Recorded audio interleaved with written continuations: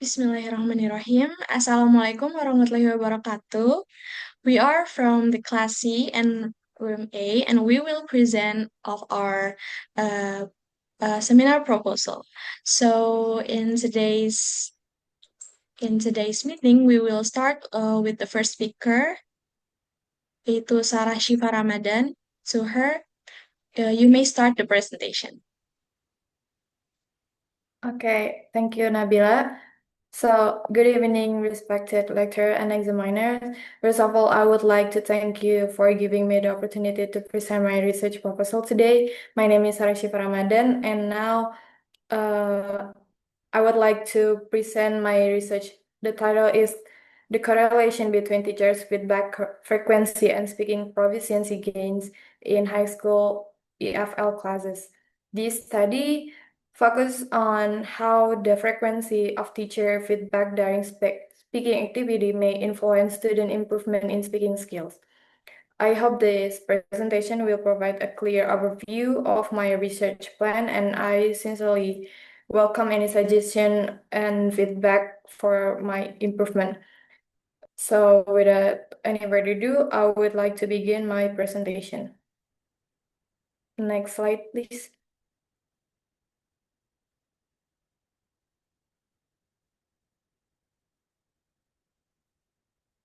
Oh, nggak bisa di next ya?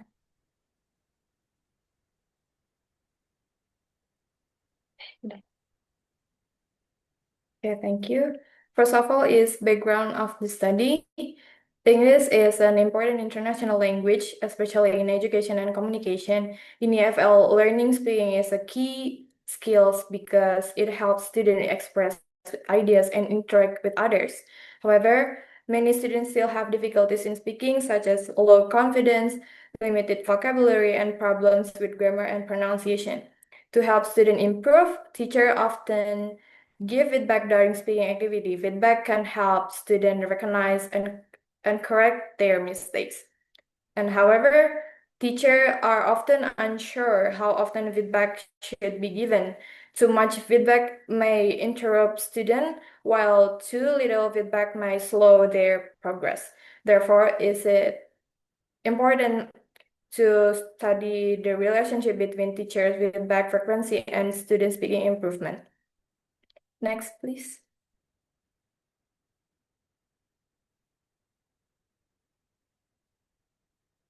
Okay, the next is problem identification. First is student have low speaking proficiency, and second, student lack confidence in speaking English. Third is teachers are uncertain about feedback frequency. Fourth is feedback practice vary across classroom, and last is limited empirical evidence on feedback frequency. So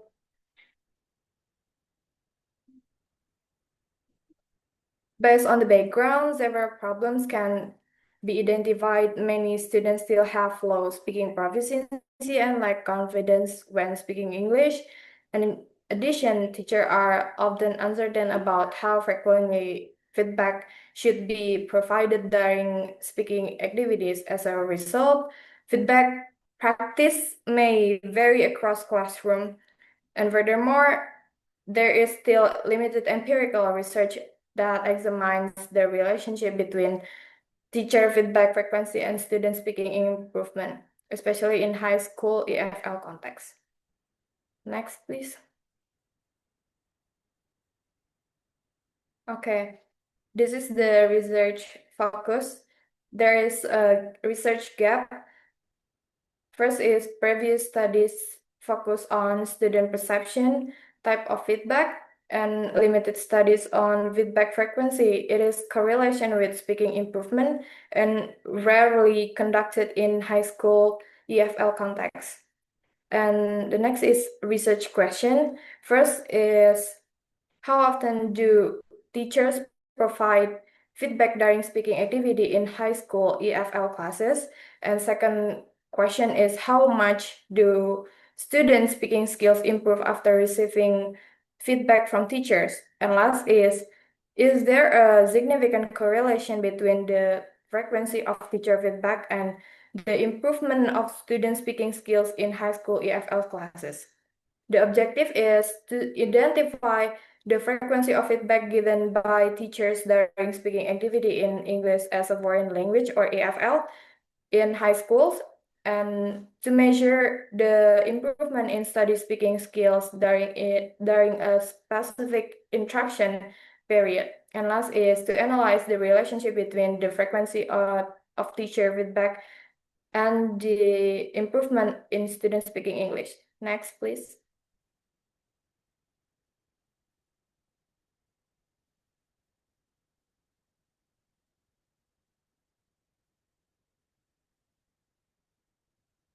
Elsa? Okay. Okay, thank you. There is theoretical foundation. First is corrective feedback. Corrective feedback is the response given by teacher to student errors to help them improve their language performance. And the next is feedback frequency. Feedback frequency refers to how often teachers provide correction during speaking activity and speaking proficiency. Speaking proficiency includes fluency, accuracy, pronunciation, and vocabulary. And last is relationship between variables. This study assumes that the frequency of teacher feedback influence the student speaking improvement. Next, please. Okay, there is the theoretical foundation, conceptual framework. First is independent variable or X, teacher feedback frequency. The process is student receive corrective feedback, student recognize errors, and student improve language use. Next is dependent variable or Y. Speaking proficiency improvement is fluency, accuracy, pronunciation, vocabulary. This study assumes that teacher feedback frequency influence student speaking improvement. When students receive feedback, they can recognize their mistake and improve their language use. As a result, their speaking proficiency including fluency, accuracy, pronunciation, and vocabulary improve over time. Next.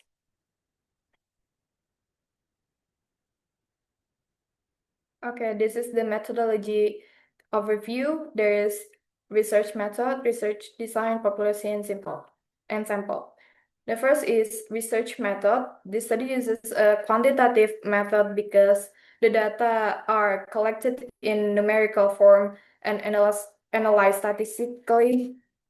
Next is research design. The study applies a correlational research design. It aims to determine whether there is a significant relationship between two variables, feedback frequency or independent variables, and speaking improvement or depends variable without manipulating the variables. And the next is population and sample. The population of this study consists of high school students in EFL classes.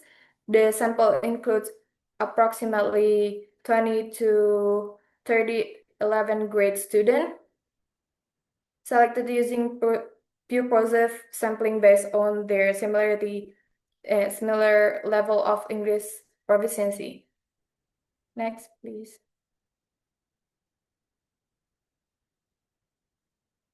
Okay, this is the last slide. There is research instrument.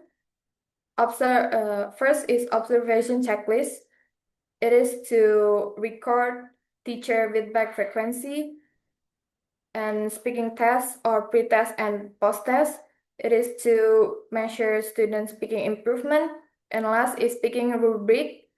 It is to assess fluency, accuracy, pronunciation, and vocabulary. Next is data collection procedure. There is pre-test to measure initial speaking ability. Observation is to record feedback frequency during speaking activity, and post-test measure student improvement. For the treatment procedure is first, student participate in speaking active in class. And second is teacher provide feedback during the activity. And third is the frequency of feedback is observed and recorded. And last is the process is conducted over several meetings. And for the data analysis, improvement score is post-test, pre-test to measure speaking improvement, and peers correct correlation to analyze the relationship between feedback frequency and speaking improvement.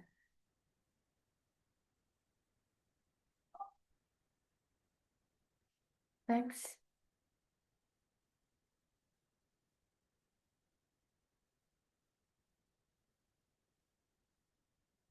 I think that's all from me. Sorry for the mistakes. If you guys have any question, I will answer. Yeah, thank you, Sarah, for your amazing explanation. So, guys, if you have any question that you want to ask to about Sarah's paper, you can raise your hand and ask your question.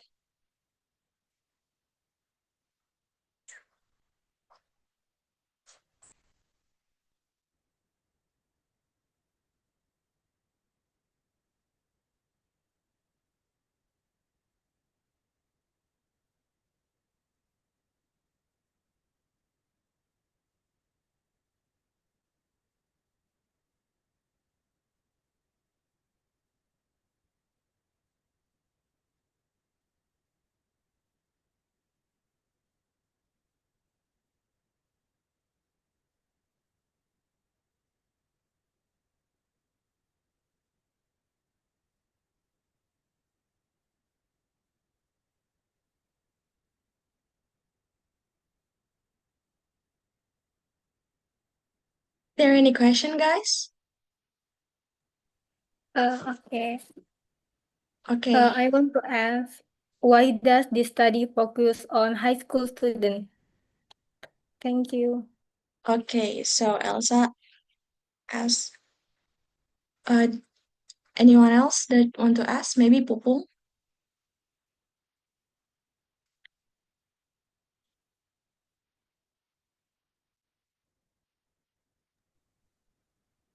Okay, I will answer first. Thank you, Elsa. What is the main problem? Oh, why does this study focus on high school student? Is it true?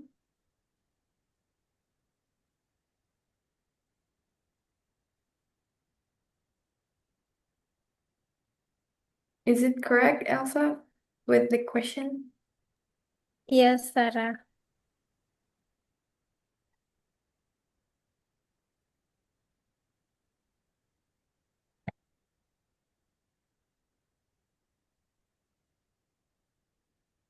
Okay. For your question, I will answer is because high school students are at a crucial stage in developing their communication skills, improving their speaking ability is important for their future education and career opportunities. That's all from me.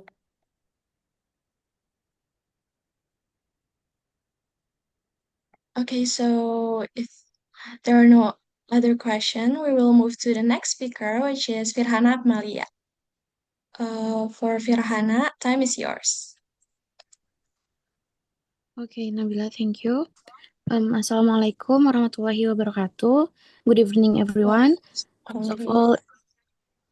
First of all, in the name of Allah, the most gracious and the most merciful, let us express our praise and gratitude be to Allah, the Lord of the world, the Master of the day after, and the creator of everything in this universe. He has no partner. Blessings and salvations just to our Prophet Muhammad SAW, who has brought us from the darkness into light. My name is Firhana Akmalia, and today I would like to present my research proposal entitled "The Effect of Authentic Reading Materials on Student Vocabulary Learning." Next slide. Okay, first I will explain the background of this study. English is very important as an international language. especially in communication and education. In learning English, vocabulary is very important because students need vocabulary to understand text and also to express their ideas. But in reality, many students still have difficulties in mastering vocabulary. From what I see, this happens because students have limited exposure to English in their daily life. They don't really use English outside the classroom. And the learning process also still focuses on memorization and not on how vocabulary is used in real situations. Next slide, please.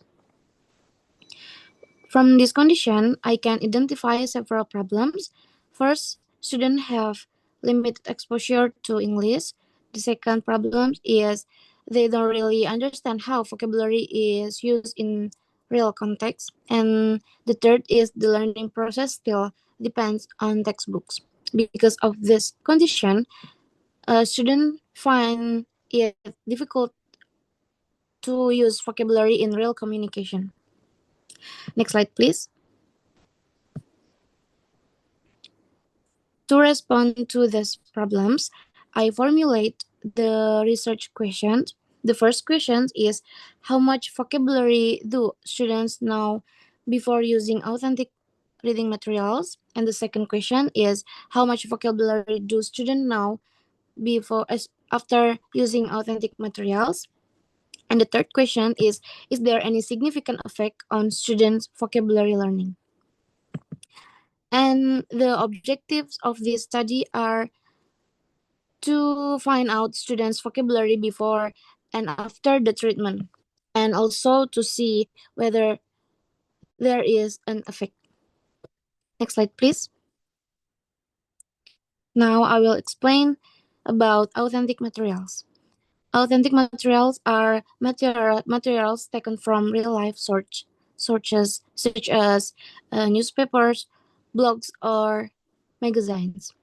These materials show how English is actually used in real situations, so students can learn vocabulary through context, not only by memorizing the words. Next slide. For the previous studies, based on some previous study, authentic materials can increase students' motivation in learning English. They also help students understand vocabulary more easily because the words are present in context. They also support students in real communication, but research that focuses specifically on vocabulary learning is still limited. That's why this research is important to conduct. Next slide, please. This study is based on the idea that authentic materials provide real context for vocabulary learning. When students learn vocabulary through real context, they can understand the meaning better and use it more correctly. From this framework, I can state the hypothesis of this study. The first one is the null hypothesis, or H0. This means there is no significant effect. And the second one is the alternative hypothesis, or H1. This means there is significant effect of these authentic reading materials on student vocabulary learning. Next, I will explain about the research method. This study uses a quantitative method because the data will be analyzed using numbers. The design used in pre-experimental with one group, pre-test, and post-test. For the population and sample of this study is senior high school students, and the sample used in this study is one class. The instrument and data collection. For the instrument used in this study is a vocabulary test. The steps of data collection are: the first step is pre-test, second treatment, and the last step is post-test. For the data analysis, the data will be analyzed using descriptive statistics to see the average score. Then paired sample tests will be used to find out whether there is a significant difference. Okay, in conclusion, this study is expected to help improve students' vocabulary learning through authentic materials. So maybe that's all from my presentation. Thank you for your attention. Wassalamualaikum warahmatullahi wabarakatuh. Is there any question? Waalaikumsalam warahmatullahi wabarakatuh. Thank you, Firhana, for your amazing explanation. So if there are no other question, we will move to the next speaker, which is Zahra Rahayu Utami. For Zahra, time is yours.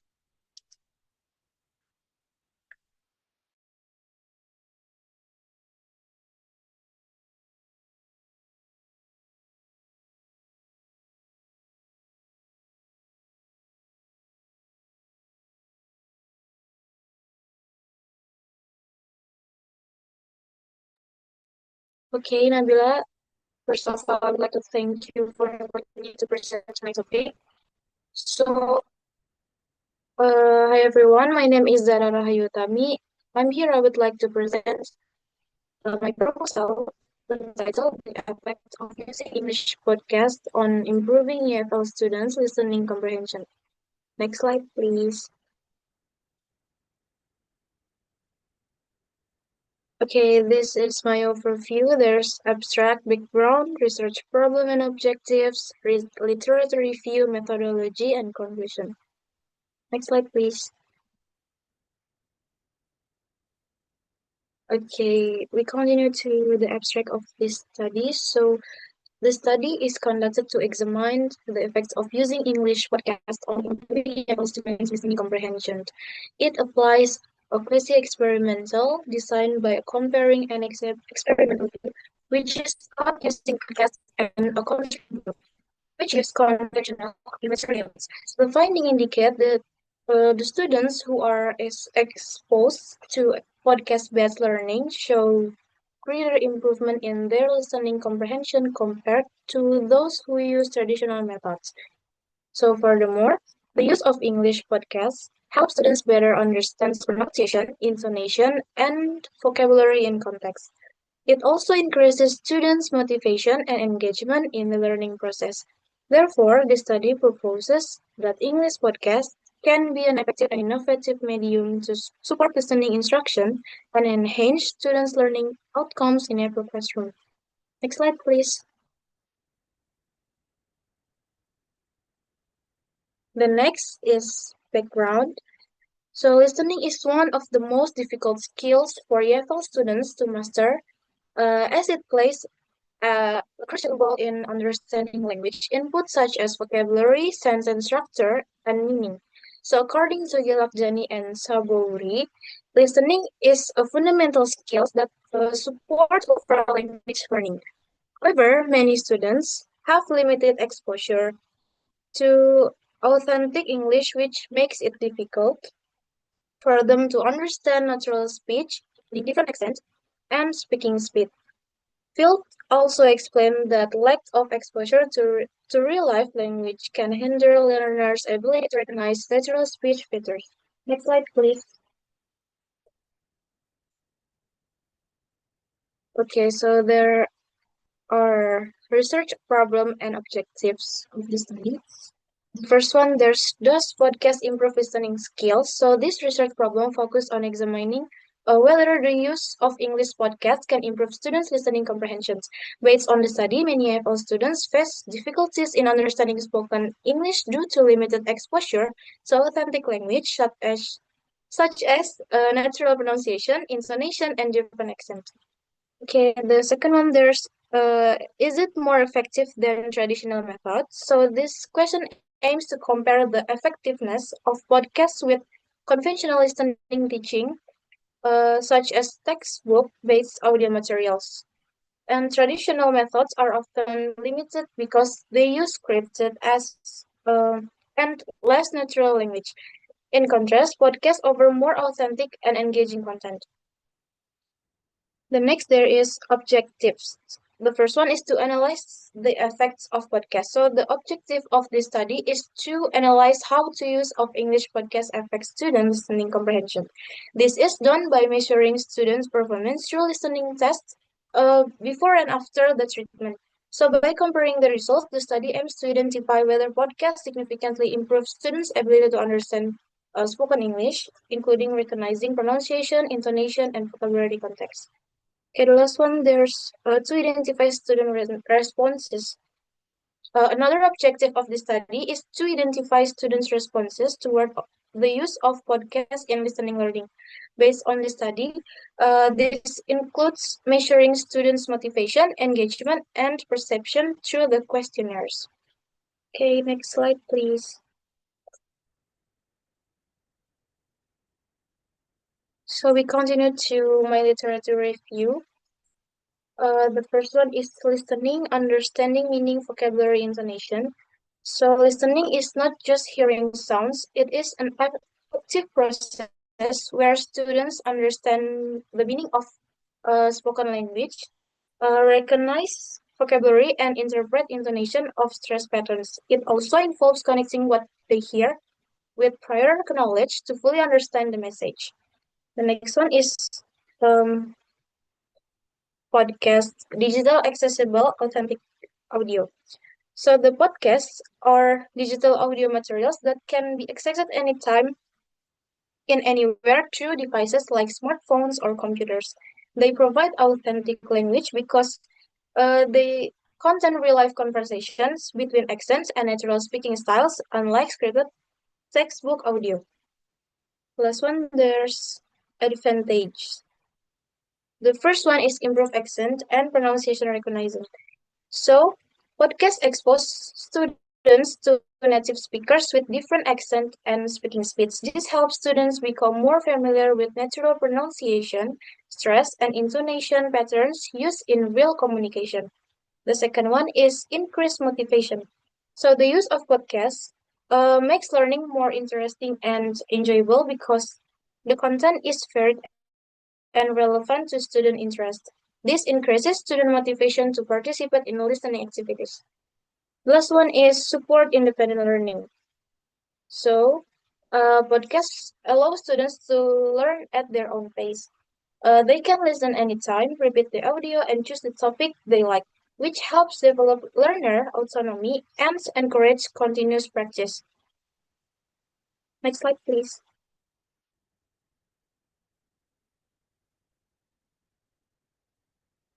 Okay, the next one is methodology. The first one is design. So in the study, I use a quantitative research design because the data are collected in the form of numbers such as students' listening test scores and their responses to the questionnaires. So this approach allows me to measure the improvement of students' listening comprehension and analyze their responses objectively and systematically. The next one is for the participants. So the participants of the study are would be 60 EFL students who are currently learning English. So I use total sampling, which means that all students in the population are included in this research. This helped me obtain more accurate and representative data. The instrument, listening test. So I use a listening test to measure the student comprehension of the listening materials. The test is designed to see how well students understand spoken English after being exposed to podcast-based learning. And the questionnaires is Likert scale. So I also use a questionnaire to identify students' responses toward the use of podcasts. The questionnaire also a Likert scale ranging from 1 strongly disagree to 5 strongly agree, which helps me to understand their perception, motivation, and level of agreement. The data collection, I collect the data through Google Form, which includes both the listening test and the questionnaire. This method is chosen because it's practical, efficient, and easily accessible for students, allowing them to complete the instrument anytime and anywhere. And the last one is analysis percentage. I analyze the data using percentage to determine the overall tendency of students' responses. For example, I calculate how many students agree or disagree with certain statements so I can clearly see whether podcasts have a positive impact of their listening skills. Next slide, please. Okay, for the last slide is conclusion. So podcasts are proven to be effective in improving students' listening comprehension. They not only help learners better understand spoken English, but also increase their motivation and engagement during the learning process. Therefore, podcasts can be considered as an alternative teaching medium in classrooms. Podcasts provide authentic language exposure, flexible access, and more engaging learning experience for students. So, therefore, they are considered a potential solution for improving students' listening skills. I think that's enough for me. Sorry if I get some mistakes. Uh, thank you. If there's any question, you may raise your hand. Okay, thank you, Zahra, for your amazing presentation. So, next we have our next speaker, our next speaker, which is Atikah Berliana Zahra. For Atikah, you may start your presentation. Okay, thank you, Nabila. Assalamualaikum warahmatullahi wabarakatuh. Good evening, respected lecturer and my friends. My name is Atikah Berliana Zahra from class 6C. So today I would like to present my research proposal entitled "The Effect of TikTok Challenge on EFL Students Speaking Fluency at the 8th Grade of Junior High School." Next slide, please. Okay. To make this presentation easier to follow, I will explain it in several parts. There are background and problems, research gap and research question, and then literature review and theoretical framework, and then methodology, research instrument, and finally the significance of the study. Next slide, please. Okay. Okay. In today's digital era, social media has become an essential part of students' daily life, especially among teenagers. One of the most popular platforms is TikTok, which allows users to create short, creative, and interactive videos. In the context of English as a foreign language, using familiar platforms like TikTok can create more engaging learning experiences, especially for speaking activities that require active participation. This means learning can be connected to student real-life activities, making it more meaningful and relevant. Next slide, please.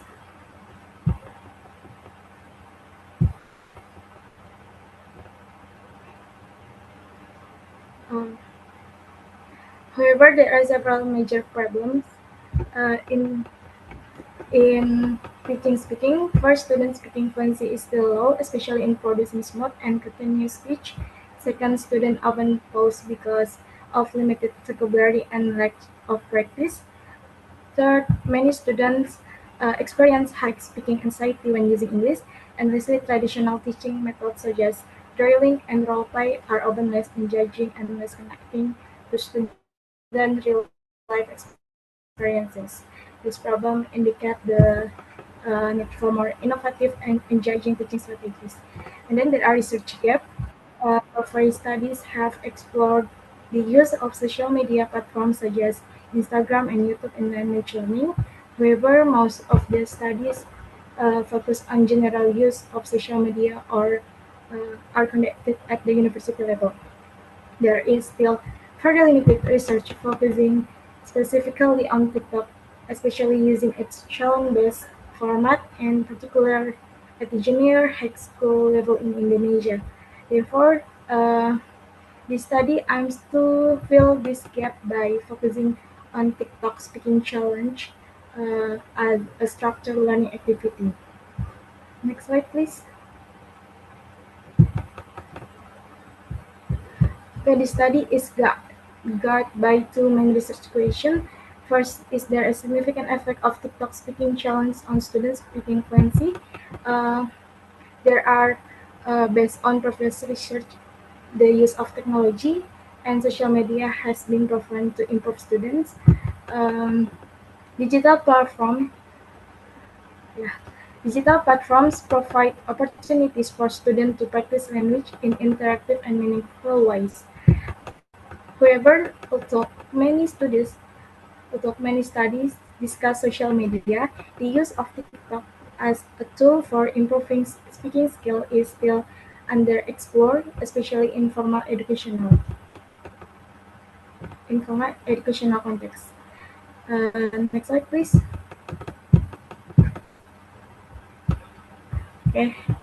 The study is based on several important theories. First, there are there is communicative language teaching, which emphasizes real communication, and the second, uh, text by text-based language teaching, where students learn through meaningful facts, and the third one, technology enhanced language learning, which integrates digital tools into learning, and the last one, there is willingness to communicate, which refers to student readiness to speak, and finally speaking fluency theory, which focus on smoothness, speed, and clarity of speech. Next slide, please.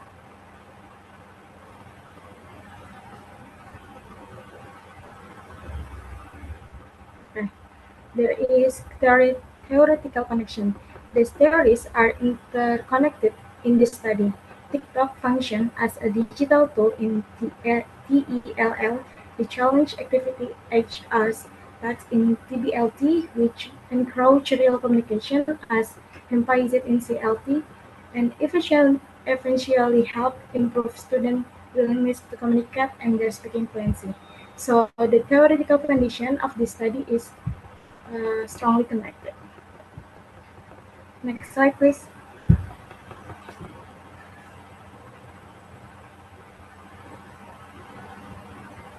Okay. Uh, for the methodology, I use a quantitative research approach because the study focuses on measuring the effect of TikTok speaking challenge on student speaking fluency using numerical data. The data uh, will be collected through pre-test and post-test and analyzed using statistical tests such as a test. Specifically, the study used a quasi-experimental design to compare the result between the experimental group and the control group. There will be two groups, the experimental group, which received the TikTok speaking challenge treatment, and the control group, which used traditional teaching methods. The result from both groups will be compared to identify the effect of the treatment.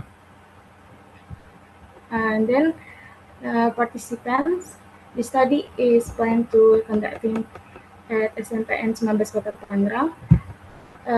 The participants are planned to be 38 grade students divided into two groups, experimental and control, with 15 students in each group.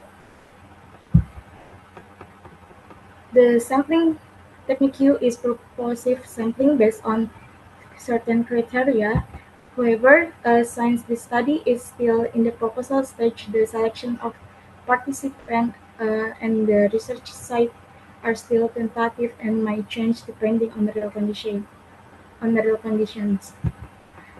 Okay. For the research procedure, the research is planned to be conducted over 8 weeks. Week 1 will be the pre-test to measure students' initial ability. Week 2 uh, until 7 will be the treatment test using TikTok speaking challenge, and then week 8 will be the post-test to measure improvement. So the schedule is still flexible and might be adjusted during the actual research implementation. Uh, Next slide, please.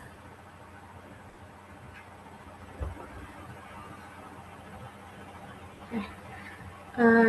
Okay, for the treatment session, during the treatment phase, student will practice participate in several speaking challenges using TikTok. Each week has a different topics, starting from self-introduction, describing a person, expressing opinions, narrating experiences, giving recommendation, and finally free topic. Each session includes several stage warm-up, language focus, text preparation, video production, for feedback and reflection. The stages are designed to gradually develop students' speaking ability and confidence. Uh, Next slide, please.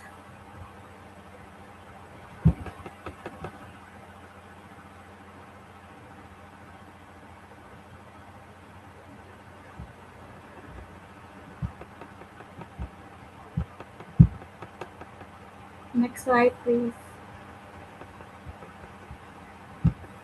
Okay. For the data analysis plan, the collected data will be analyzed using several statistical tests. A normality test will be used to check data distribution. A homogeneity test will check the equality of variance. A paired sample t-test will analyze improvement within each group. An independent sample test will compare the two groups.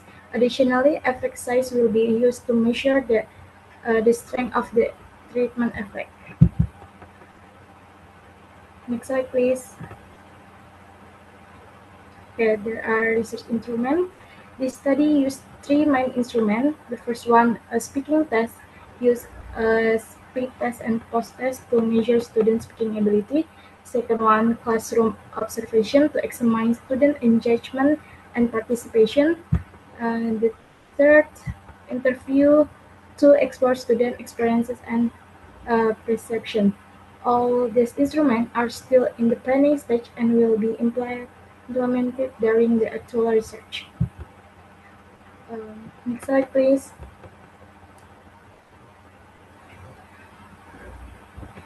Okay. This study is expected to provide several benefits. For students, it can improve speaking fluency and reduce anxiety. For the teacher, it offers an innovative teaching strategy.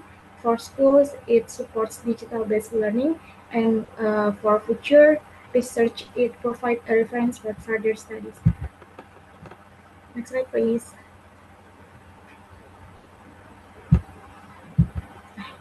The last slide, there is conclusion. In conclusion, the study aims to investigate the effect of TikTok speaking challenge on student speaking fluency. Although this study is still in the proposal stage, it is expected to contribute positively to English language teaching and learning in the future. Then I think that's all for my presentation. Thank you for your attention. Okay, thank you, Atikah, for your amazing presentation. So next we'll move to the next speaker, which is Siti Nadiya Hasanah. For Siti Nadiya Hasanah, time is yours. Assalamualaikum warahmatullahi wabarakatuh. Good evening, everyone. Honorable to the lecturer, Professor Dr. Saprijal MPD, and honorable to my friend as audience. First of all, I should like grateful to Allah Subhanahu wa Ta'ala, the Lord of the universe, the gracious and the merciful, who has given us this opportunity together in this time with healthy condition. My name is Siti Nadiya Hasanah with student number 222320014. In this opportunity, I would like to present my research proposal entitled The Relationship Between Perceived Vocabulary Mastery and Speaking Anxiety During Classroom Presentation. Okay, I will begin with my background of research proposal. Speaking is one of the most important and challenging skills in learning English as a foreign language. But until now, many students experience speaking anxiety such as feeling nervous, afraid of making mistakes, and lack of confidence to speak in front of public. And one of uh, higher factor is during classroom presentation. In this condition, students feel like directly evaluated by lecture or their friend, and that it's influence speaking anxiety. And one of the important factors that may influence this anxiety is vocabulary mastery. Students who feel that their vocabulary is limited uh, tend to feel has less confident and more anxious when speaking, especially in classroom presentation. And however, most previous studies just focus on objective test vocabulary ability, not on focus with students' perception itself. And therefore, the study focused on perceived vocabulary mastery and its relationship with speaking anxiety during classroom presentation. Next, I will explain with my research question and objective. Based on the background, the research question of the study are: for the first, what is the level of students' perceived vocabulary mastery? And second, what is the level of students speaking anxiety during classroom presentation? And third is there a significant relationship between the two of variables? And the objective of this study are to identify students' perceived vocabulary mastery, to identify students speaking anxiety, and the last to examine the relationship between the two variables. Okay, for the next slide is there theoretical basis from my research proposal. For the first, there is speaking anxiety proposed by Horwitz and Co., which refers to the feeling of nervousness and fear when using a foreign language, especially in English language. And in this study, speaking anxiety occurs especially during classroom presentation, where students may feel like less of confident and afraid of making mistake. And for the second is a vocabulary mastery based on nation, which refers to the ability to understand and use words effectively in communication. And in speaking activities, students need like special vocabulary to express their idea or their knowledge in their mind, and it's make students fluently to deliver their words. And third is self-efficacy proposed by Bandura, which refers to student believe in their own ability or mastery. And this study, self-efficacy is related to how confident students feel about their vocabulary. And students with high self-efficacy tend to feel more confident and less of anxiety, while those with low self-efficacy tend to experience higher speaking anxiety or less of confidence. For the next, slide is conceptual framework and variables and also hypotheses from my research proposal. This slide, so we can see the conceptual framework of the study. Perceived vocabulary mastery is the independent variable, and speaking anxiety during classroom presentation is the dependent variable. And the means the perceived vocabulary mastery may influence students' speaking anxiety, and the variable of the study are variable X is perceived vocabulary mastery, and variable Y is speaking anxiety during classroom presentation.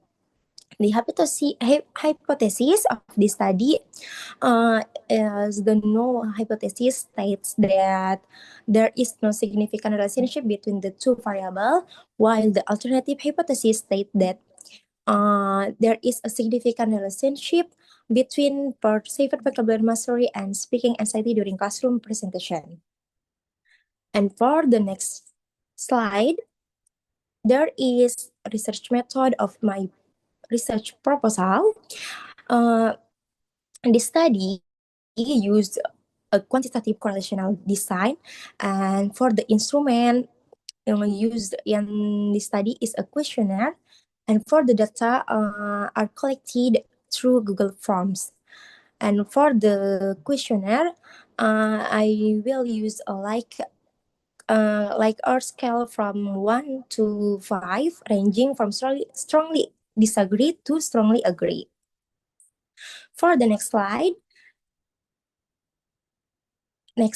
please. There is population and sample of my research proposal. The population of this study is university students majoring in English education, and sample consists of students who have experience in classroom presentation, like grade of 3 until 6 semester, that usually presentation in their class. And the sampling technique used is a purposive sampling because the participants are selected based on their relevant to the research focus. Okay, for the next slide. There is data analysis for this study. The data collected will be analyzed using SPSS. First, I will use descriptive statistic to identify the level of each variable, including the mean score of student perceived vocabulary mastery and speaking anxiety. And for the second way, I will conduct a reliability test using Cronbach alpha to ensure that the questionnaire is consistent and reliable. A value above 0.70 indicate that the instrument is reliable. And next procedure is I will perform a normality test using the Shapiro-Wilk test to determine whether the data are normal or abnormal. If the significant value is greater than 0.5, the data are considered normal. Based on the result of the normality test, I will choose the appropriate correlation technique. If the data are normal, I will use person correlation, and if data are not normal, I will distribute with Spearman correlation. Okay, and the last, finally, I will interpretation the result by looking at the correlation coefficient to determine the strength of the relationship and the significant value to determine whether the relationship statistically significant, and the level of the significant is set at 0.5. Okay, that's all from my research proposal presentation. I'm open to any question or any suggestion. Thank you very much. Wassalamualaikum warahmatullahi wabarakatuh. Waalaikumsalam warahmatullahi wabarakatuh. Thank you, Nadiya, for your amazing and interesting presentation. So, next we will move to the next speaker, which is Asya Nizma Fadillah. For Asya, time is yours. Thank you, Nabila. Assalamualaikum warahmatullahi wabarakatuh. Good evening, everyone. Honorable, my friends and respected attendees. First of all, I would like to express my gratitude for the opportunity given to me to present my seminar proposal. On this occasion, I will present my research proposal entitled Improving Students' Pronunciation Ability Through the Use of English Songs as a Teaching Medium in the English Classroom. For the next slide is background. English is a global language and pronunciation is essential for clear and effective communication. Many EFL students struggle with pronunciation, including sound, stress, and intonation. Pronunciation teaching is often neglected in classrooms and relies on less engaging methods like drilling. Lack of engaging methods can make students feel bored, unmotivated, or anxious. Teachers need creative and interactive media to improve students' motivation and participation. English songs are an effective teaching tool because they provide authentic input, rhythm, and repetition. The next slide is research gap. Many studies, for the first one, many studies talk about songs helping vocabulary or listening, but not specifically pronunciation. In classroom practice, songs are often used as warm-up activities or entertainment, not as a systematic teaching method. Research focus on the systematic development of pronunciation through songs remains limited. There is insufficient empirical evidence of the effectiveness of song-based instruction, specifically pronunciation improvement and pronunciation teaching in many EFL classrooms still lacks interactive and innovative strategies. The next slide is research questions. Based on the research gap or problems, the research questions of this study are: the first one is, how are English songs used as a teaching medium to support pronunciation learning in the English classroom? The second one is, how does using English songs affect students' ability to speak with proper pronunciation? And the last one is, what do students think about learning pronunciation by using English songs in class?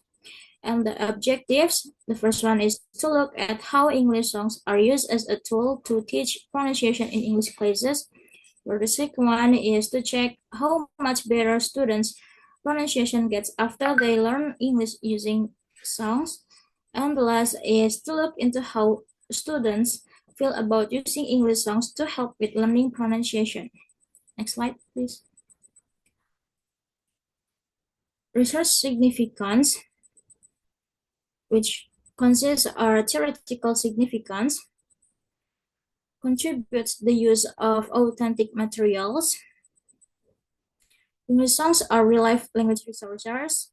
The study supports the idea that authentic materials can improve learners' understanding of natural pronunciation. The second one is supports multisensory learning theory.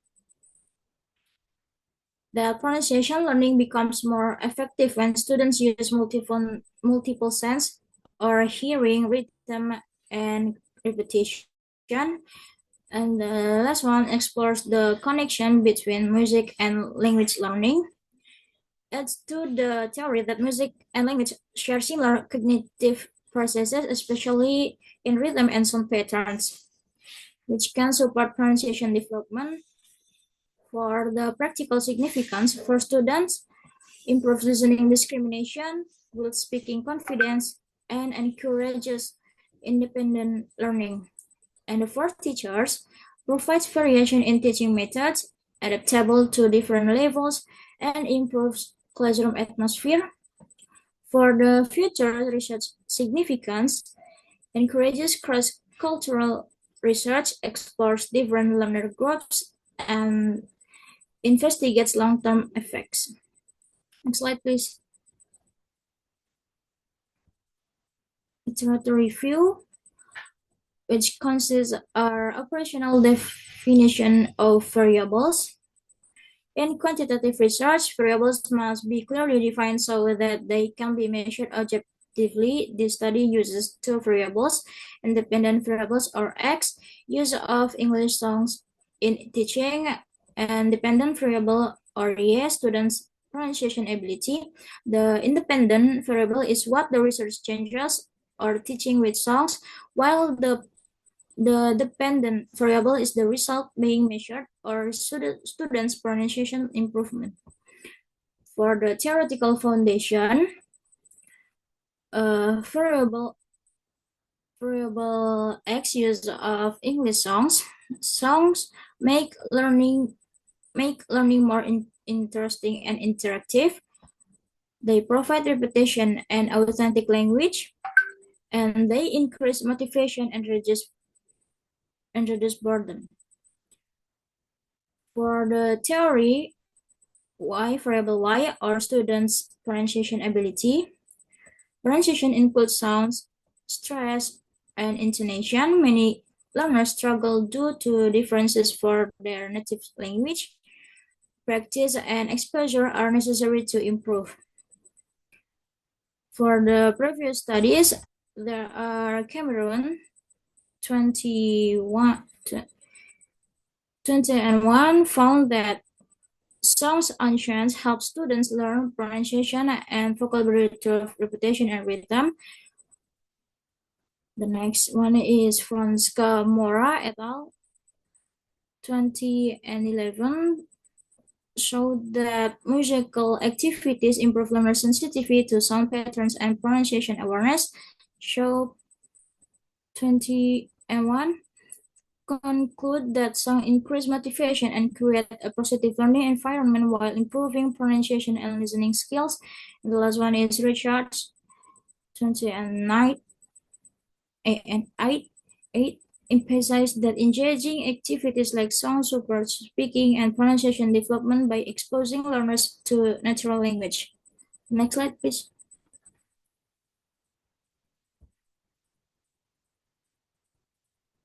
Next slide. Framework and hypothesis. There are conceptual framework, main variable, independent variable use of English songs in teaching. This is the main factor being studied. It acts as a teaching tool, expose students to real English pronunciation. Songs provide authentic language input, natural pronunciation, rhythm, stress, and intonation. The dependent variable or outcome for students' pronunciation skills. This the result or effect being measured includes correct sounds or phonemes, word stress, and sentence intonation. So improvement in pronunciation happens when students can recognize and project sounds accurately after being exposed to proper models. For the hypothesis, first one was hypothesis. Students' pronunciation skills do not show noticeable improvement after learning with English songs. This assumes songs have no significant effect on pronunciation and any improvement is due to chance or other factors. The second one is alternative hypothesis. Students' pronunciation skills improve significantly when learning using English songs. They support that the idea songs positively influence pronunciation skills. There is a real measurable improvement caused by the teaching method.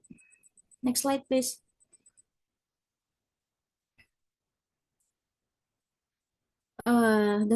Which consists our research design. The study uses a quantitative approach, meaning it focuses on measuring data numerically to see if English songs improve pronunciation. It applies experimental design, one group pre-test and post-test. This design helps compare between before and after results in the same group. If scores improve, it suggests the method songs is effective. For the population and sample, for the population is a junior high school student. For the sample, one selected class using purposes sampling. Purposes is whole group. The sample is smaller group studied. This class become the experimental group that receives the treatment.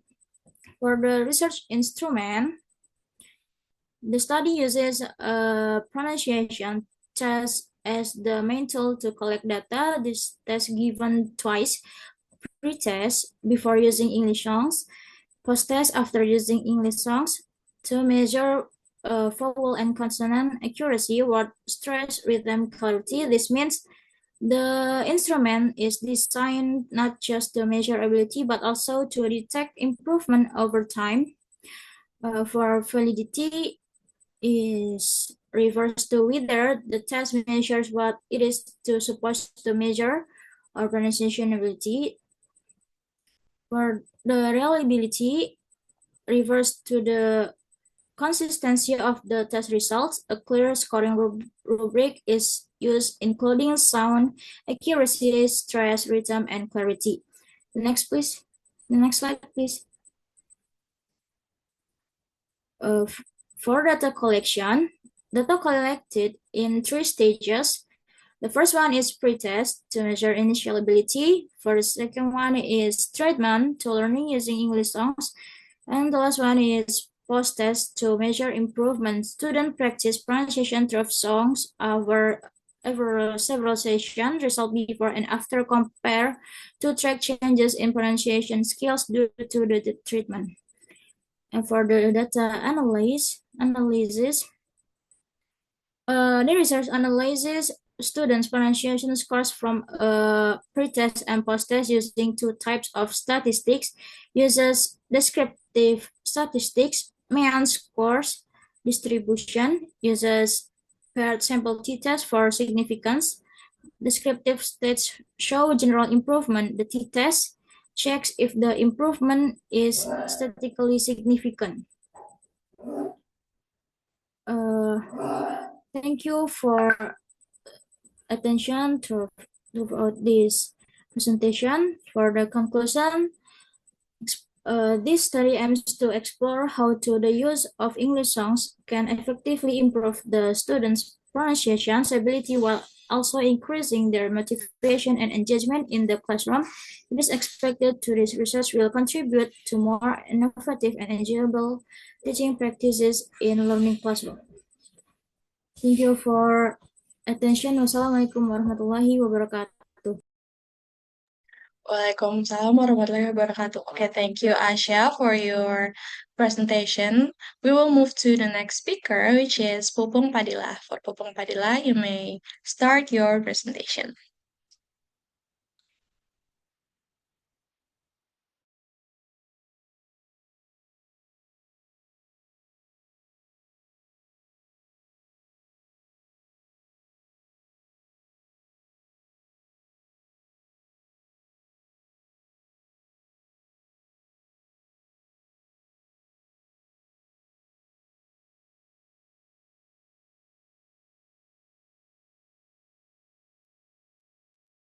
Ya, Assalamualaikum warahmatullahi wabarakatuh. Good night, our lecturers and my parents here.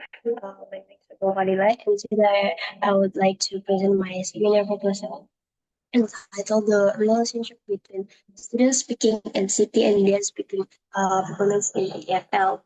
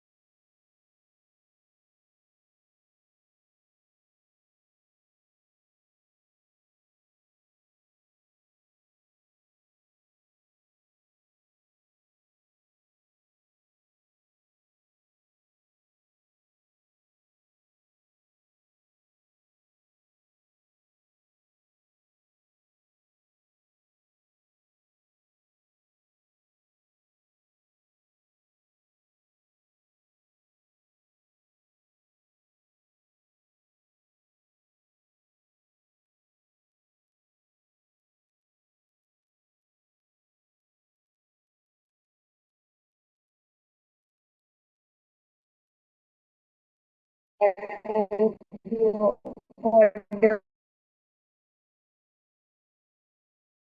the moderator. Assalamualaikum warahmatullahi and respected our lectures and now I would like to present my seminar proposal entitled the relationship between students speaking anxiety and their speaking performance in EFL classroom. Next, please. So, okay, I will start from the background of this study. So, speaking is of the most important skill in learning because it is used for communication. And however, in reality, many students still have difficulties in speaking. And based on what I observe in the classroom, some students actually understand the material, but when they are asked to speak, they become nervous and scared. So they are afraid of making mistakes and also like confidence. And this condition is known as speaking anxiety, and it may affect their speaking performance. That is why this research is important. Next, please. And now the research again.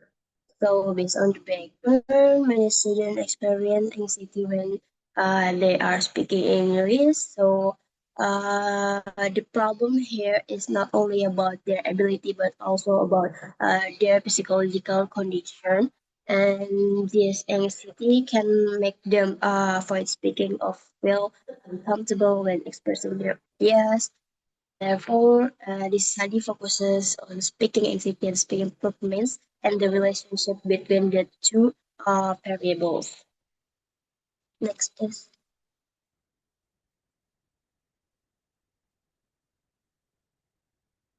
For the research objective of this study is to find out whether there is a relationship between speaking anxiety and speaking performance.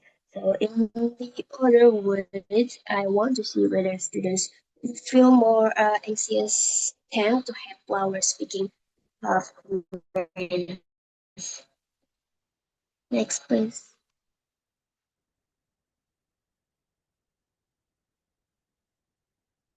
And for significance of this study, so this study is expected to give both theoretical and practical contribution. Theoretically, it can enrich knowledge in English language, especially about speaking in City.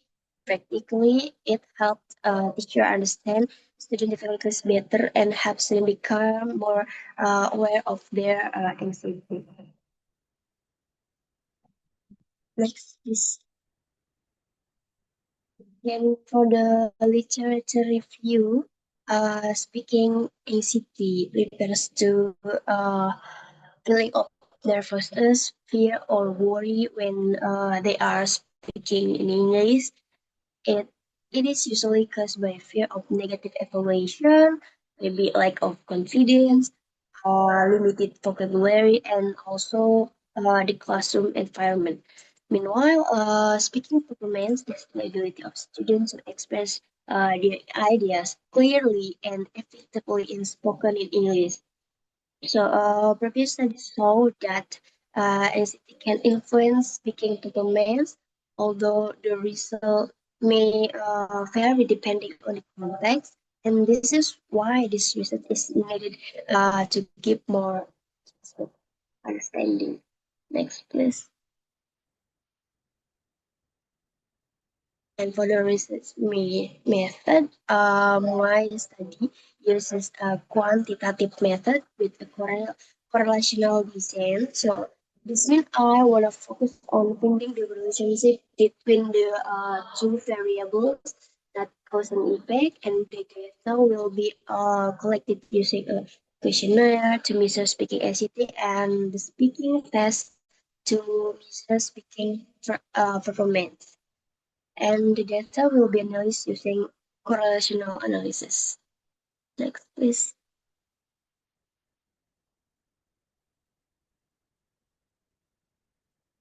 Next.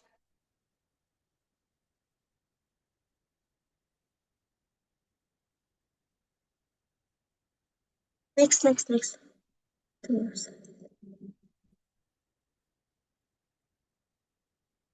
Okay, for the conclusion, speaking anxiety is an important factor that may affect students' speaking performance, speaking ability, speaking confidence. So this study or this main proposal aims to examine the relationship between the two variables in an EFL classroom, and the findings are expected to provide useful insight for improving English teaching and learning. Okay, that's all my presentation. Thank you so much for all of your attention, guys. Wassalamualaikum warahmatullahi wabarakatuh. Waalaikumsalam warahmatullahi wabarakatuh. Thank you, Pupung, for your presentation. So for the next speaker, we will invite Elsa Safitri. So for Elsa, you may start your presentation.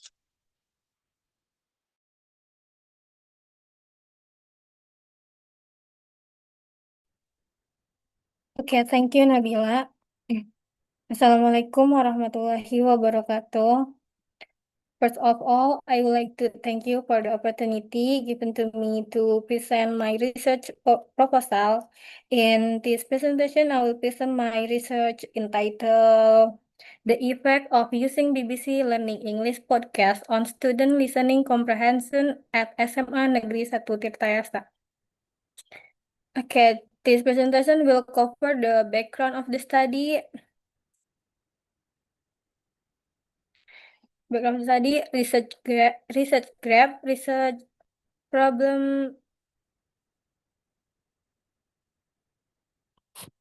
and research question, research objective, research significance, literature review, theoretical homework, then hypothesis, research methodology, research design, and population and sample data collection technique and statistical analysis. So I would like to begin with the background of the study. Okay, so listening is essential skill in English learning and communication because students need to understand spoken language in real life situation. According to Stephen Krashen, language acquisition depends on input and listening is the main source of that input. However, in reality, many EFL students still face difficulties in listening comprehension. For example, they often cannot follow fast speech, they are not familiar with different accents, and they have difficult recognizing words when they are spoken, even though they know the words in right form. One of the possible causes is that listening activities in the classroom are still mostly based on textbooks. These material are these material are usually limited and less authentic, so students are not exposed to real English used by native speakers. To overcome this problem, BBC Learning English podcast can be used as an alternative learning media. It provides authentic audio, real accent, and interesting topic, which may help students improve their listening comprehension and also increase their motivation. And however, previous studies mostly focus on student perception, such as whether they like the media or not, rather than measuring its actual effect on listening comprehension, especially in Indonesian high school context. Therefore, this study aims to investigate the effect of using BBC Learning English podcast on student listening comprehension at SMA Negeri 1 Tirtayasa. Okay, next slide is research graph of the study. First, previous study shows podcast improve listening, vocabulary, pronunciation, and motivation. Students also have positive perception toward BBC Learning English. So, based on previous research, podcasts are actually quite effective for learning English. They don't only improve listening skill, but also vocabulary, pronunciation, and even student motivation. In addition, many students have positive opinion about platform like BBC Learning English because the material are authentic and easy to access. And second, most studies focus on perception, not actual outcomes. Limited research on BBC Learning English podcasts mostly in universities and lack of experimental evidence. However, the problem is that the most studies only focus on student perception, not on whether their listening skill actually improve. Also, there are only a few studies that specially examine BBC Learning English podcast. Most of the research is conducted in universities, not in senior high school, and many of them do not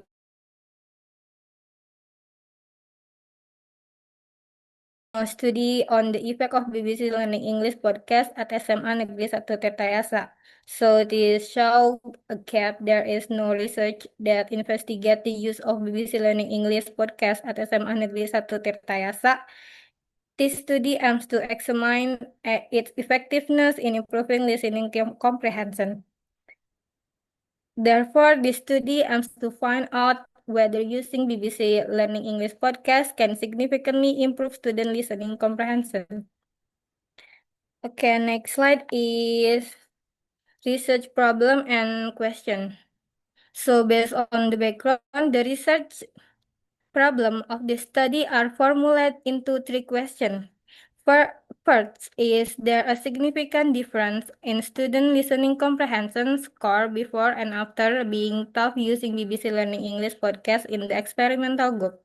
And this means I want to find out whether student listening ability improve after they are given treatment using BBC Learning English podcast. And the second is there are significant difference between students who are taught using BBC Learning English podcast and those who are taught using conventional listening interaction. So this question compared to the experimental group using the podcast and the control group using the usual method to see which one perform better. And the third is does the use of BBC Learning English podcast significantly affect student listening comprehension? This question aims to determine whether the podcast has a real impact or effect on student listening ability. So overall, these questions are designed to measure improvement comparison and the effect of the treatment. Okay, next slide is research objective. Based on the research question, the study has three main objectives. First is to determine whether there is a significant difference in student listening comprehension score before and after the use of BBC Learning English podcast in the experimental group. This means the study aims to find out whether student listening ability improve after they are taught using the podcast. And second, to compare the listening comprehension score between students taught using BBC Learning English podcast and thus tough using conventional listening instruction. So the objective here is to compare the result between the experimental group and the control group to see which method is more effective. And the third is to examine whether the use of BBC Learning English podcast significantly affects student listening comprehension. This objective focus on identifying whether the podcast gives a significant impact on student listening ability. So overall, these objectives are intended to measure improvement, comparison, and the effect of using BBC Learning podcast. Okay, next is the significance of this study, which consists of theoretical, practical, and future research significance. First, for the theoretical significance, this study contribute to research on listening comprehension in EFL context. It also provides evidence about the effectiveness of using podcasts, especially BBC Learning English as a learning media. In addition, it supports the theories on input-based learning, such as proposed by Stephen Krashen, as well as digital learning language education. And second, the practical significance for teacher. This study can provide an alternative teaching media and help increase student engagement in listening activities. And for student, it can help improve their listening skill as well as increase their vocabulary and motivation in learning English. And for school, this study support the integration of digital learning and helps improve student overall communication skill. And the third is the significance of future research. This study can be used as a reference for future research, help improve research design, and encourage further studies on the use of podcasts and multimedia in language learning. So overall, this study is expected to give contribution theoretically, practically, and for future research development. And the next is literature review, which consists of operational definition, theoretical foundation, and previous studies. Okay, first, the operational definition of variable. In the study, there are two variables. Variable X is BBC Learning English Podcast, which refer to the use of podcast material as a teaching medium in listening activities. And variable Y is listening comprehension, which refers to student ability to understand spoken English. And for the second is the theoretical foundation. This study is based on the cognitive process of listening, which involves bottom-up and top-down processing. Bottom-up means students understand sound, words, and sentences step by step, while top-down means they use their background knowledge to understand meaning.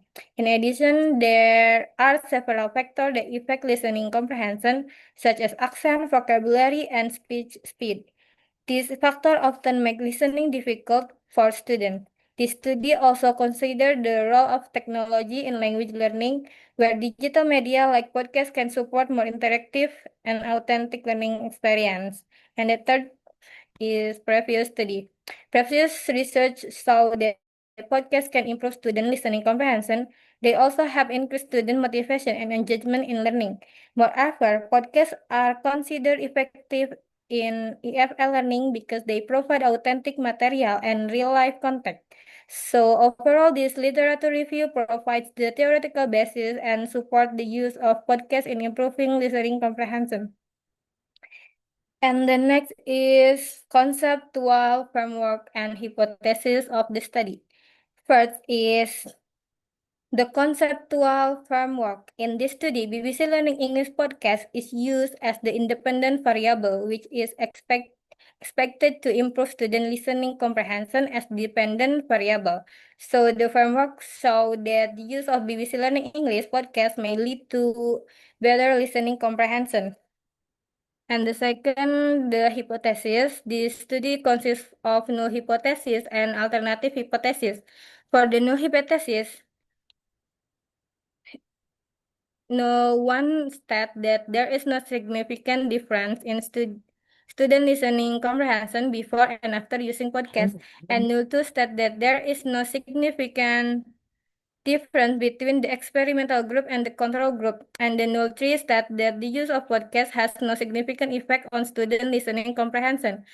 And for the alternative hypothesis, alternative 1 state that there is a significant improvement after using podcast, and alternative 2 state that there is significant difference between the experimental and control group, and alternative 3 state that the use of podcast has a significant effect on student listening comprehension. So in this study, the null hypothesis will be tested and may be rejected if there is a significant effect of using BBC Learning English podcast. And the next is research methodology. This study used a quantitative method. This means the research focused on collecting and analyzing numerical data to answer the research question.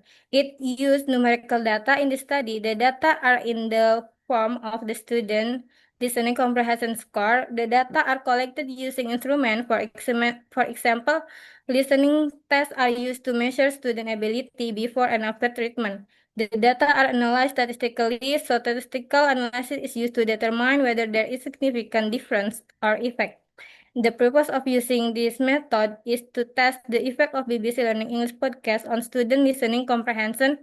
So this method is appropriate because it allows the researcher to measure and prove the effect of objectively. And the next is research design. The study used a quasi-experimental design. This means this researcher used two groups, but they are not randomly selected.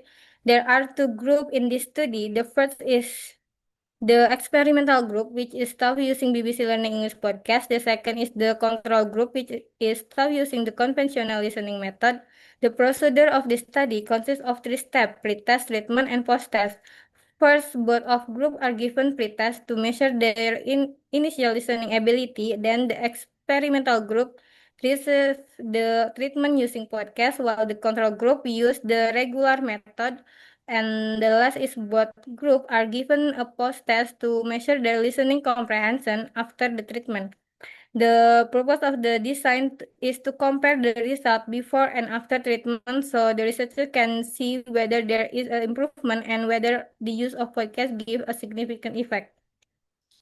And the next is population and sample of the study. The population of the study is 11 grad students at SMA Negeri 1 Tirtayasa. This means all students in grade 11 are included as the target of the research. The sample of the study consists of 2 classes. One class is assigned as the experimental group and the other as the control group.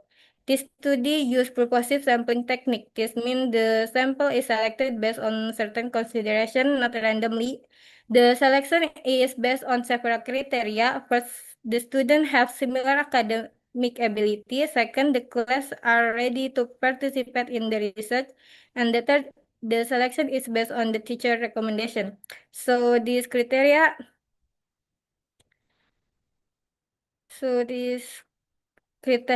are used to ensure that both groups are comparable and suitable for study. And the next slide is data collection technique used in this study. First is learning material. The researcher prepare lesson plan or RPP and audio media, including BBC Learning English podcast. These material are validated by an expert to ensure the quality and appropriateness. And the second observation is conducted to monitor the teaching and learning process during the implementation of the treatment. And the third is documentation. Documentation is used to collect supporting data such as student data, class schedule, and learning material. And fourth, test as the main instrument. The main data are collected through pre-test and post-test. The test consists of multiple choice questions that are used to measure student listening comprehension. So these techniques are used to collect both the main data and supporting data need in this study. And the next slide is the statistical analysis plan used in this study. First, the normality test. The test is used to check whether the data are normally distributed or not. And this is important because it determines whether pragmatic test can be used. And the second, the homogeneity test.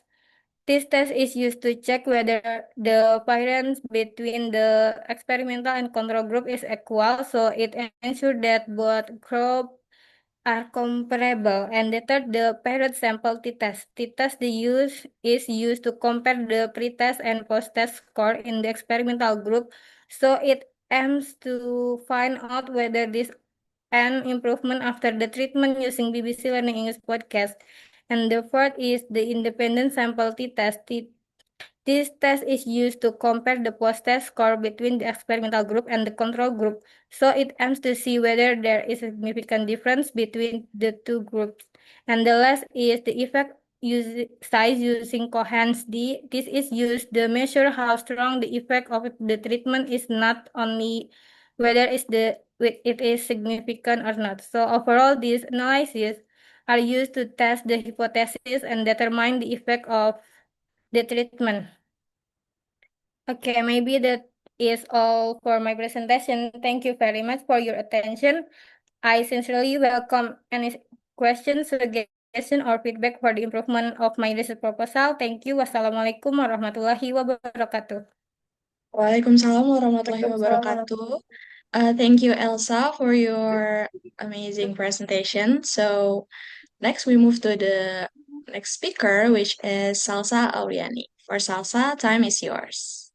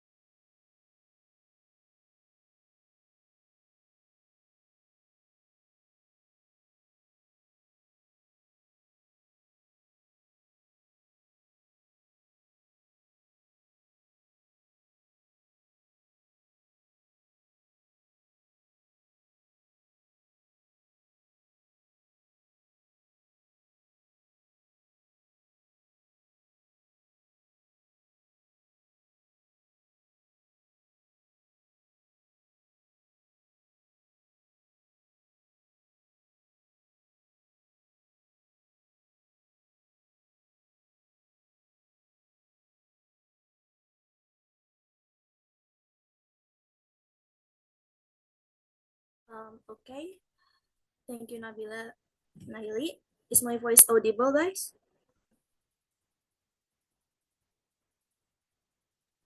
Yes, your voice is audible, Salsa. Okay.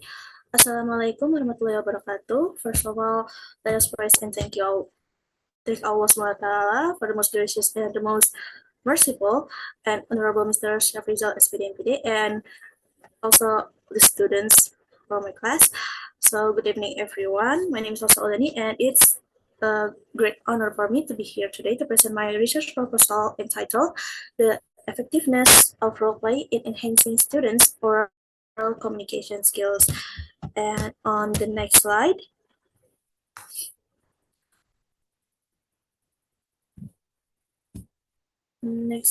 please. Okay. So we have the background of the problem here. So we have oral communication is widely considered one of the most important yet difficult areas of English as a foreign language, or EFL, and many students face significant difficulties speaking fluently, correctly, and confidently. The other one is key challenges include speaking speed, intonation, process, eye contact, and low speech intelligibility. And the last one, these issues stem not only from linguistic deficits, but also from a lack of pragmatic, interactive, and performative competence. Next one, please.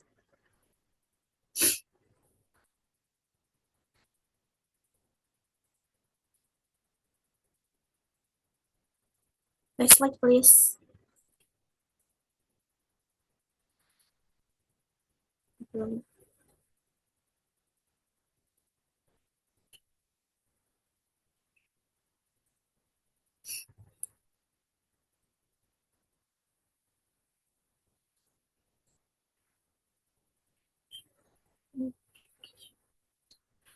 So moving on to the heart of the study, we have the problem identification and research gaps. So our core problem centers on a common classroom challenge is students struggle with self-expression, yet we still see a heavy reliance on traditional teacher-centered practices. And so this disconnect suggests that current methods are not effectively bridging the gap to communicative competence. So the first point to address this, we identified three specific research gaps. First one is lack of quantitative research isolating role play as a standalone technique. So most existing studies combine role play with other methods, so making it difficult to determine exactly how much role play alone contributes to student progress. And for the point number two, measurement gap, we noticed an insufficient measurement of multiple oral communication components. So while many studies focus on just one aspect, like fluency, but our research recognized that speaking is holistic. So we need to look at fluency, accuracy, pronunciation, and interaction collectively to get a true picture of a student's ability. And the last point, empirical gap. There is a scarcity of empirical evidence within controlled experimental or quasi-experimental settings, so much of the current literature is qualitative or anecdotal.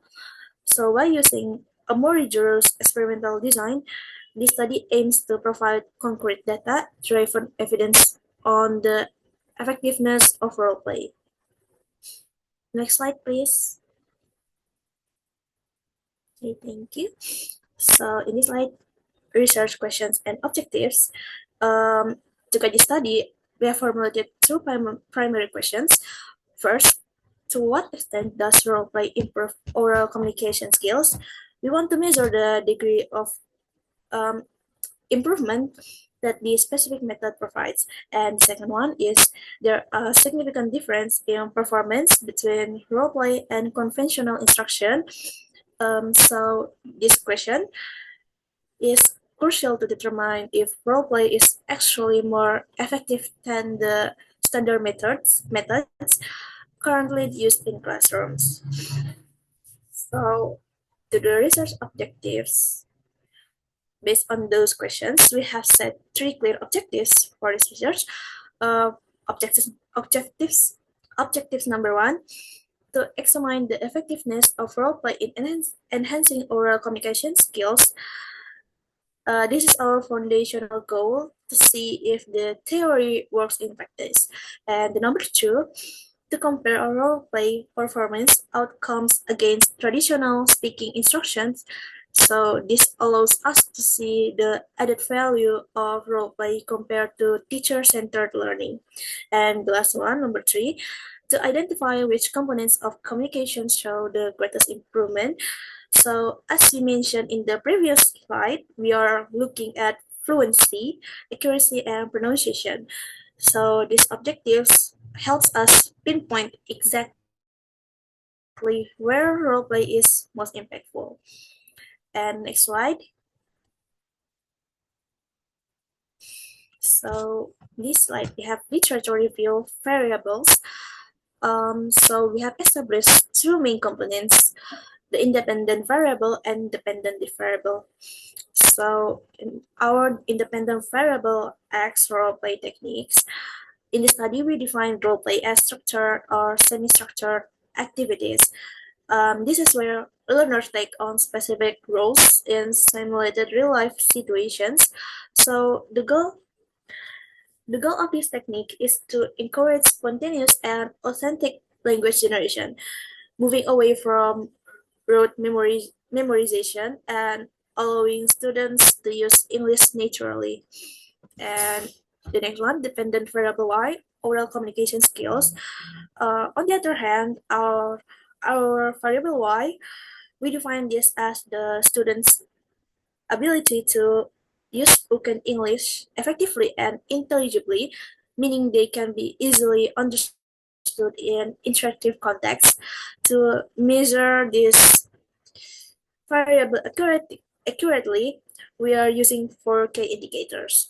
First one is fluency, like how smoothly they speak, and then accuracy for the second one, by how they use of correct grammar and vocabulary, and the third one is pronunciations, like how clearly they produce sounds, and last one is interactional competence, like how well they manage a conversation with the others. And next slide.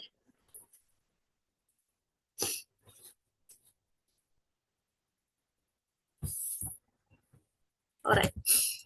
So to support my research, I have grounded this study in 4 major theoretical foundations. So these theories explain why role play is an effective tool for language acquisition. The first one is sociocultural theory by Vygotsky. So he believes that language development is mediated through social interaction. The key concept here is the zone of proximal development, or ZPD, where role play provides the collaborative environment students need to reach a higher level of competence with the help of their peers. And experiential learning theory by Kolb. So role play is essentially learning by doing. Yes, role play essentially allows learners to transform concrete experiences, like acting out a scene, so into knowledge through a continuous cycle of practice and reflections. And then we have communicative language teaching, or ELT. So this is the core of modern language education. It emphasizes that learning is best achieved through meaningful communication and authentic language use, rather than just memorizing grammar rules. And then we have interaction hypothesis prolong. So this theory suggests that conversational interaction facilitates acquisition because it forces students to engage in negotiation of meaning. Next one, please. Next slide. Then we move to methodology. So I will explain the framework of how this study is conducted. So first, for the research design, we are employing a quantitative quasi-experimental research method. So specifically, we used a pre-test and post-test control group model. This means we have two groups, one receiving the role-play treatment and one acting as a control, and we measure their performance both before and after the intervention to track progress. And then next, population and sample. Um, right. Regarding the population and sample, so our participants are EVL or English as a foreign language students who share similar English proficiency levels. I use purposive sampling to select with a total of approximately 60 students using intake classes. So it allowed me to conduct this research in a natural classroom setting. And the third one, to collect data, I use two primary instruments. The first one is oral communication tests, which involve situational dialogue or problem-solving tasks. And then the second one is to ensure objective scoring. We use an analytics by speaking rubric. So these rubrics help us to evaluate the specific components we mentioned earlier, such as fluency, accuracy, and pronunciation with high precision. Next slide, please.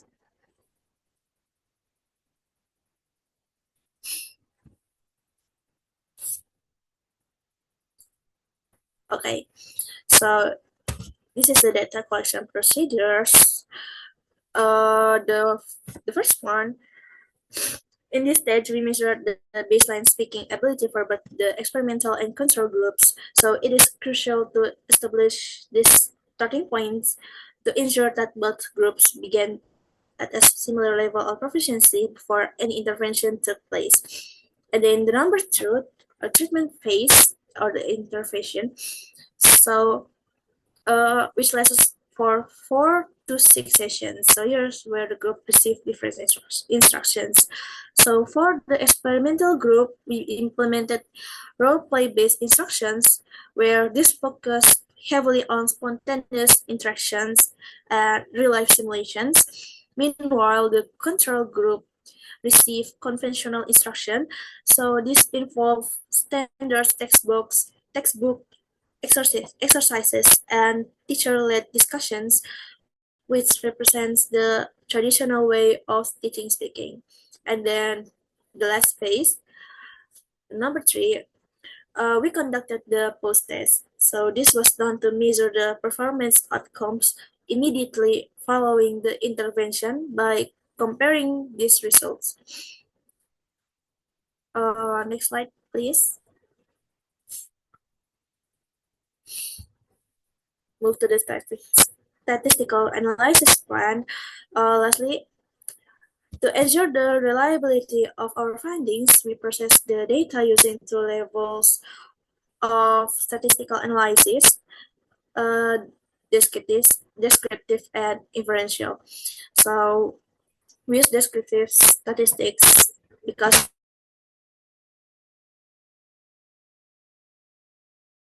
scoring this, like this gives me a general overview of how the students perform in both the pre-test and post-test. And then for the inferential one, the first one is to pair simple t-test. So we use this to determine if there are significant differences between the pre-test and post-test score within each group. So this will tell if the students actually improve after the sessions. And the second one is independent sample t-test to compare post-test scores between the experimental and control groups. So this is the moment of truth that shows if the role-play group outperformed the traditional group. And the last one is effect size, coincidence, to measure the magnitude of the intervention's impact. So this is to tell us the magnitude or the strength of the interventionist impact to prove how powerful the role-play technique really is. And next.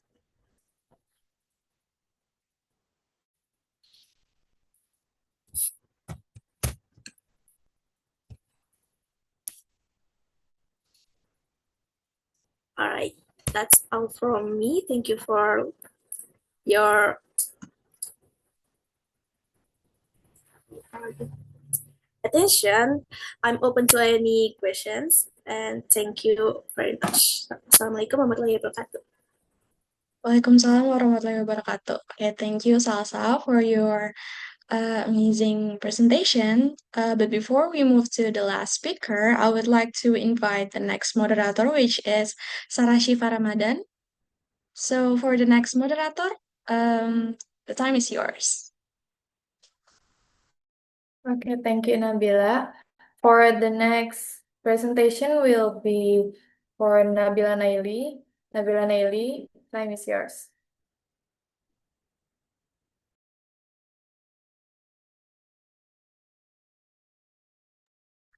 Okay, thank you so much for the moderator.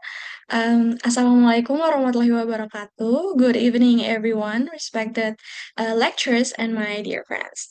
So first of all, I would like to say thank you for the opportunity that given to me to present my seminar proposal for today. Before we start, I would like to introduce myself. My name is Nabila Naili, and then in this presentation, I would like to discuss about my research proposal entitled The Effect of AI Voice Tutors, Elsa, on Reducing Speaking Anxiety Among EFL Students Compared to Peer-to-Peer Practice. Without any further ado, let's move on to the next slide, please. So for the background, speaking is one of the most important skills in learning English as foreign language. However, many students feel anxious when they have to speak in English. This anxiety can reduce their confidence, participation, and overall performance. In many cases, peer-to-peer practice actually increases student fear of being judged by others. Therefore, AI tutors like Elsa can be a solution because they provide private and supportive speaking practice. Next slide, please.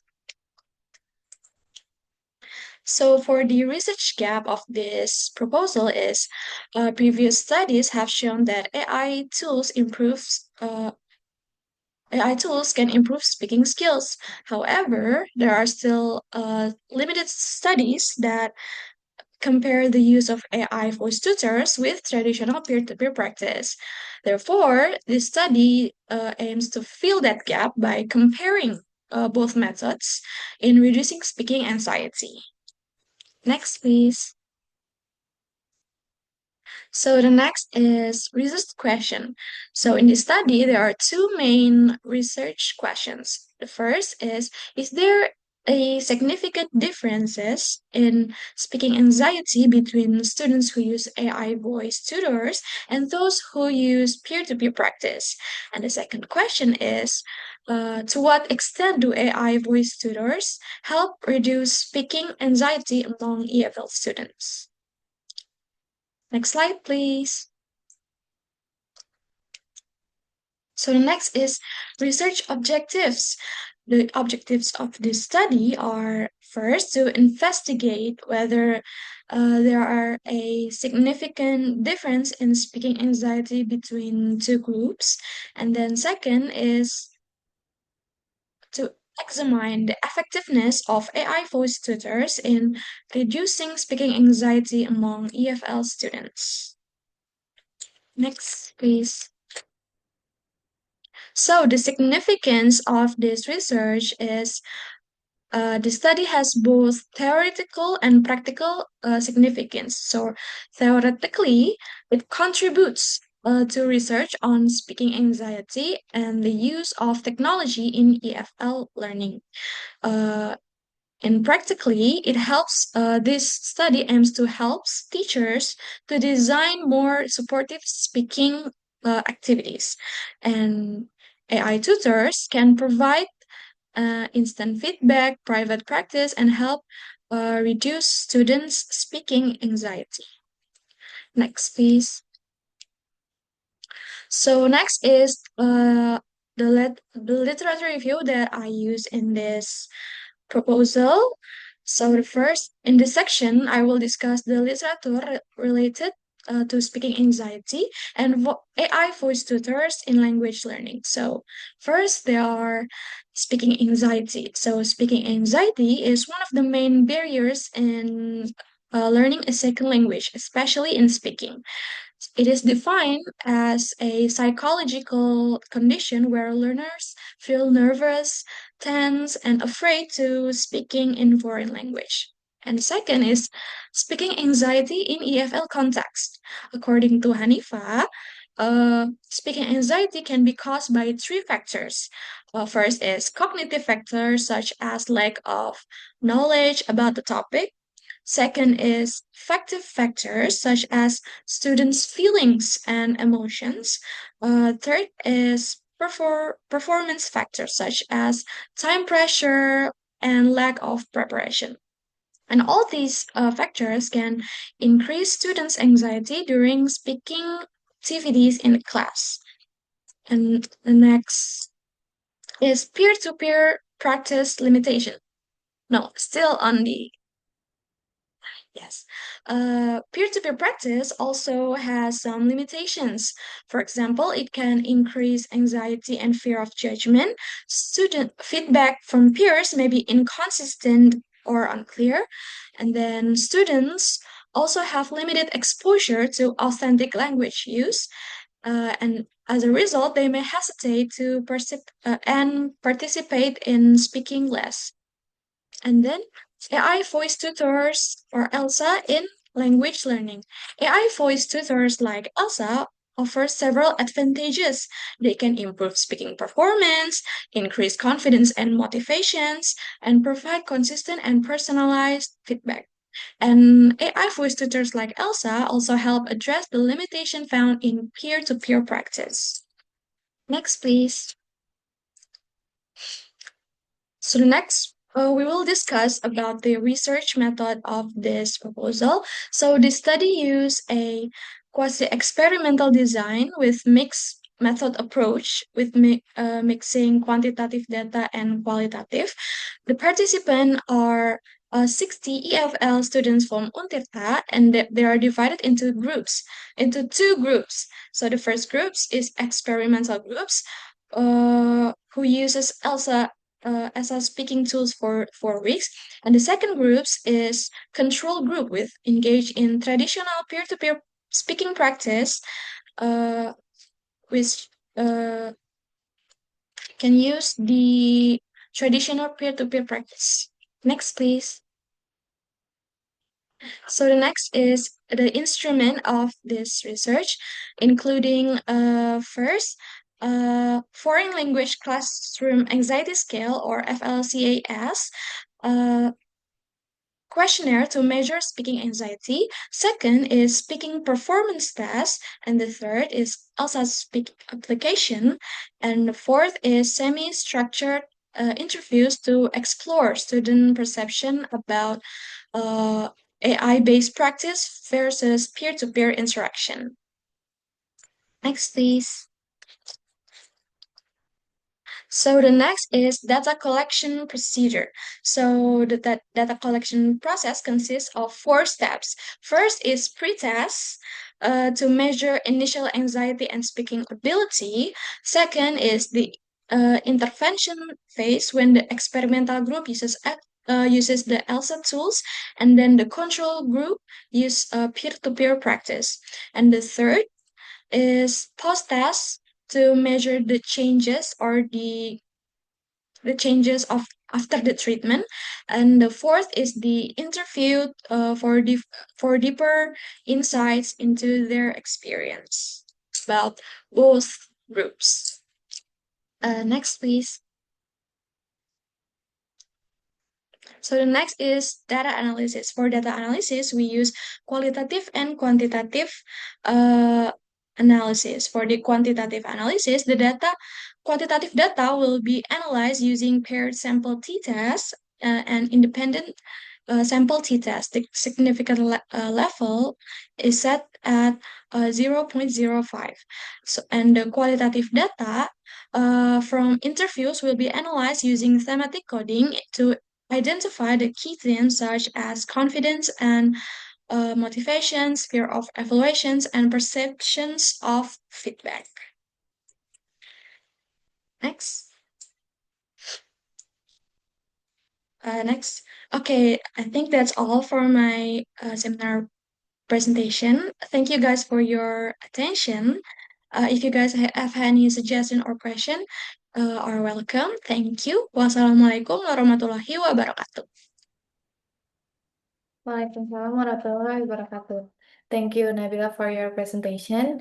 And the next, I will return the session to our main moderator, which is Nabila Naili. Time is yours.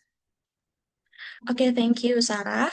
So we already watched all of our presentation. If there are any questions to any speakers, you may raise your hand and ask your question to any speakers that we had in our meeting.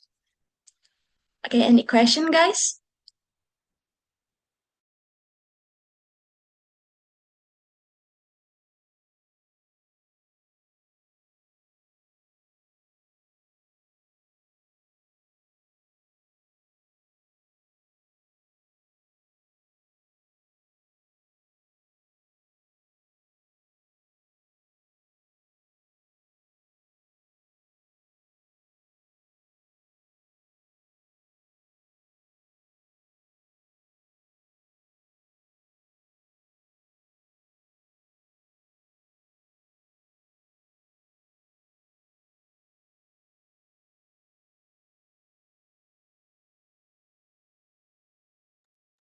Okay, my name is Syifa Ramadhan.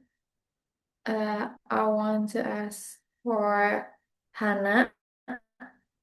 My question is, why did you choose a experimental design instead of a true experimental design with a control group? Is it clear enough, Hannah? Yeah, Sarah, thank you. Okay, I will answer. I choose a pre-experimental design because it is more practical in my research setting. I only have access to one class, so it is difficult to divide students into control and experimental groups. Even though I has limitations, the pre-test and post-test still allow me to see whether there is improvement after using authentic materials. Is it clear, Sarah? Yes, thank you.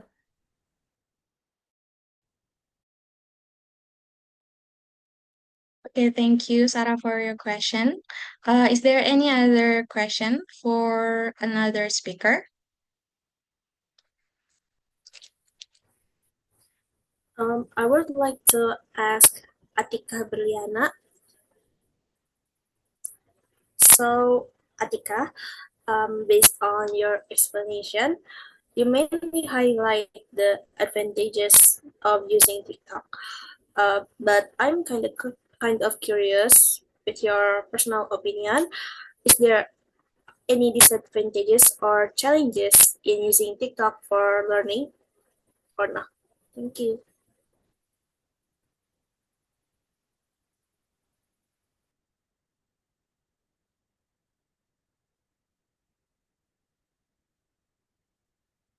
Okay, is Salsa's question is clear, Atikah?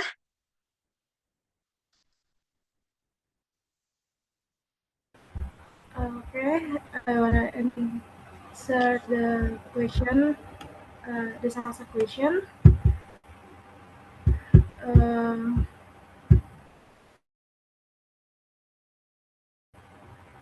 I found the most difficult skill for EFL student. Many students hesitate both frequently and lack confidence when speaking English. So, uh, improving fluency is very important for effective communication. And then I use quantitative.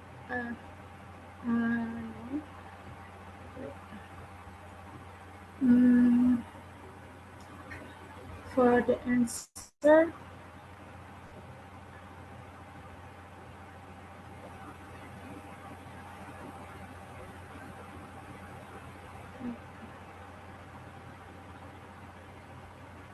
I think enough Salsa? Yeah, it's more than enough. Thank you. Yeah. Okay. Okay, is there any other question for another speaker, guys?